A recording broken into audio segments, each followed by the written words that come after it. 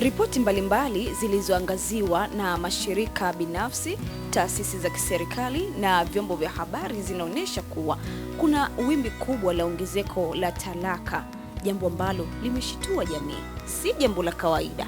Lakini ripoti za RITA zinasema kuwa mwaka 2023 hadi mwaka 2024 kulikuwa na ongezeko la zaidi ya 93.7% za usajili wa talaka.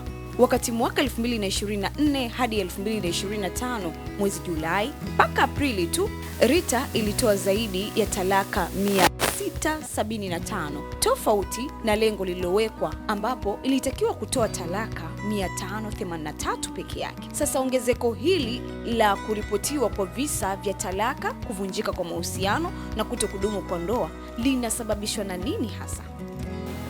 Yaani ndoa nyingi zinavunjika kwa sababu ya kukosa tu uvumilivu. Ukikosa uvumilivu, ndoa inaweza kuvunjika muda wowote, saa yoyote inaweza kuvunjika. Mara nyingi ni uaminifu unakuwa mdogo. Hiyo ndio sababu kubwa. Uaminifu unapokuwa mdogo, watu ni rahisi kuachana. Sababu ya kwanza ni kukosekana kwa maadili. Sababu ya pili ni tamaa za kimaisha. Sababu ya tatu ni vijana hataki kufanya kazi, wanashindwa kuwajibika, kujituma.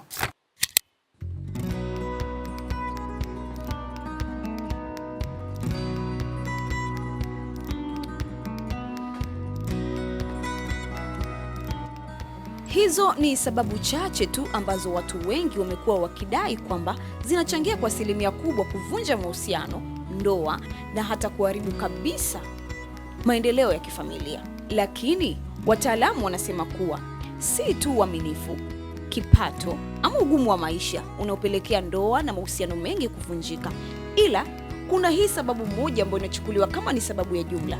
Tunapozungumzia tofauti za jinsi, tunazungumzia utofauti kati ya mwanaume na mwanamke, namna walivyoumbwa, namna wanavyoishi na namna wanavyozungumza lugha tofauti. Hawa ni watu wawili wanaozungumza lugha mbili tofauti. Tuanze kwa upande wa mwanaume. Mwanaume akimpenda mwanamke kwa kawaida hutegemea mambo kadhaa ambayo kufikiri, kuzungumza na kisha kutenda ama kuchukua hatua. Wakati kwa upande wa mwanamke ni tofauti. Ili mwanamke aamini anapendwa na mwanaume wake, ni lazima aone hivi vitu vitatu.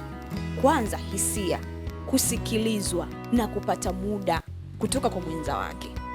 Akivikosa hivi vitu vitatu, anahisi upendo umekufa ama kuna mtu amechukua nafasi yake.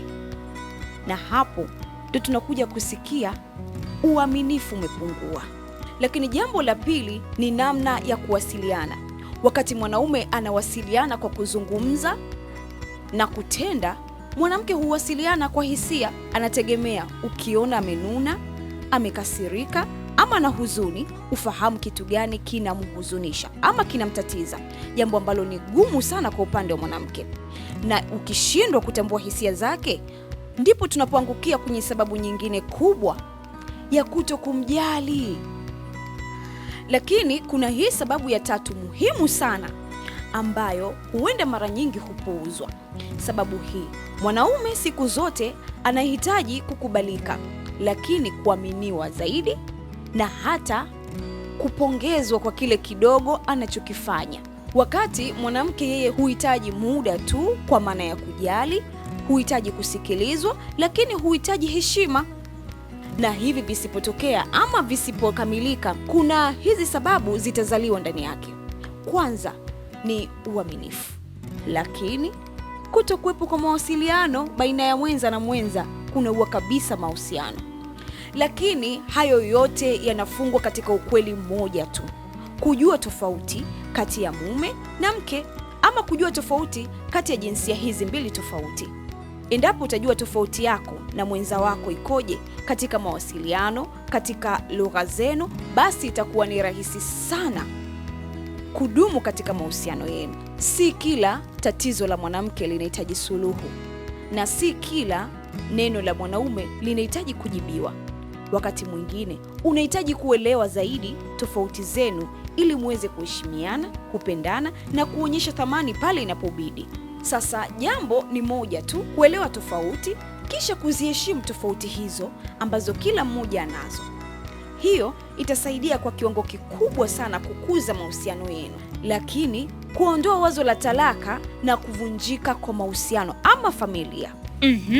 Sasa upendo ni kuhusu kujitoa, kusaidiana na kusameheana, si vingine. Wacha tufanye ongezeko la talaka kuwa historia. Jifunze leo.